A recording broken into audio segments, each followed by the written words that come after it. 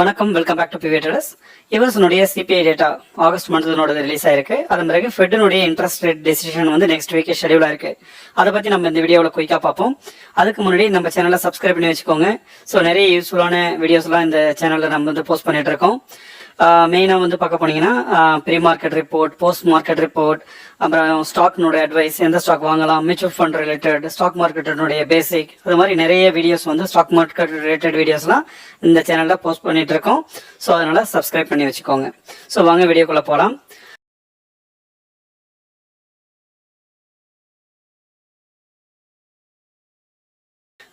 இவர்ஸ்னுடைய CBI data August மந்த்னோட release ஆயிருக்கு. இதனுடைய கீ டேக்அவே என்ன, ஸோ இது வந்து மார்க்கெட்டை வந்து எப்படி இம்பாக்ட் பண்ண போகுது அப்படின்றத குயிக்கா பார்ப்போம்.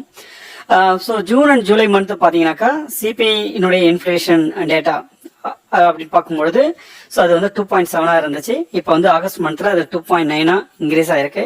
மந்த் ஆன் மந்த் பேசிஸ்ல பார்க்கும்பொழுது இது வந்து ஆல்மோஸ்ட் ஒரு 0.4% வந்து போயிருக்கு. ஸோ இதுக்கு முன்னாடி பார்க்கும்போது பார்த்தீங்கன்னாக்கா மந்த் ஆன் மந்த் பார்க்கும்போது அது 0.2% தான் இருந்துச்சு. ஜூன் ஜூலைல வந்து ஆக்சுவலாக சிபிஐனுடைய இன்ஃப்ளேஷன் டேட்டா வந்து ஹை, அது 2.9 இருந்தாலும் 2.7 இருந்துச்சு comparing to the other months இல்லைங்களா. ஜனவரியில இருந்து நீங்க பார்க்கும்பொழுது ஜூன் அண்ட் ஜூலைல வந்து 2.7 அதுவே ஹையரா இருந்துச்சு. அப்போ வந்து 0.2% வந்து ஹையரா இருந்துச்சு.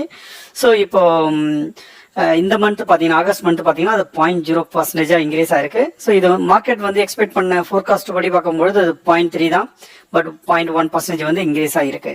ஸோ இது வந்து மார்க்கெட்டை வந்து எப்படி இம்பாக்ட் பண்ணும், ஸோ இது வந்து ஃபெட்டினுடைய இன்ட்ரெஸ்ட் ரேட் கட்டை வந்து பாதிக்குமா அப்படின்னு பார்த்தீங்கன்னா ஸோ இது வந்து ஒரு மார்க்கெட்டினுடைய எக்ஸ்பெக்டேஷனை மீட் ஆகுது அப்படின்னு தான் பார்க்குறோம். ஏன்னா இன்ஃப்ளேஷன் அப்படின்னு பார்க்கும்பொழுது இன்ஃப்ளேஷன் ரேட் வந்து ரொம்ப ஹையாகவும் இருக்கக்கூடாது, லோவாகவும் இருக்கக்கூடாது. அதனுடைய இன்க்ரீஸ் ஆகிறது டிகிரீஸ் வந்து ஒரு செர்டன் ரேஷியோக்குள்ள தான் இருக்கணும். ஸோ அப்படி பார்க்கும்பொழுது இது வந்து ஓவரால் மார்க்கெட்டினுடைய எக்ஸ்பெக்டேஷன் ரேஞ்சுக்குள்ள தான் வருது. இப்போ நீங்க இன்னொரு விஷயம் அப்படின்னு பார்த்தீங்கன்னாலே எஸ்பெஷலி இந்த ஆகஸ்ட் மந்த் வந்து இந்த டேரிஃப்னுடைய இம்பேக்ட், ஸோ மார்க்கெட்டினுடைய கரண்ட் சுச்சுவேஷன்ஸ் இதெல்லாம் பேஸ் பண்ணி தான் இந்த சிபிஐ இன்ஃப்ளேஷன் டேட்டாவோட அவுட்கம் வரும்.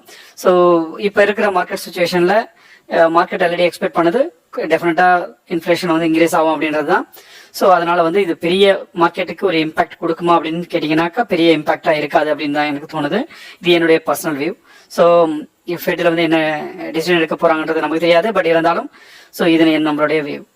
ஸோ அடுத்தது பார்த்தீங்கன்னாக்கா 16th and 17th வந்து ஃபெட்டினுடைய எஃப்ஓஎம்சி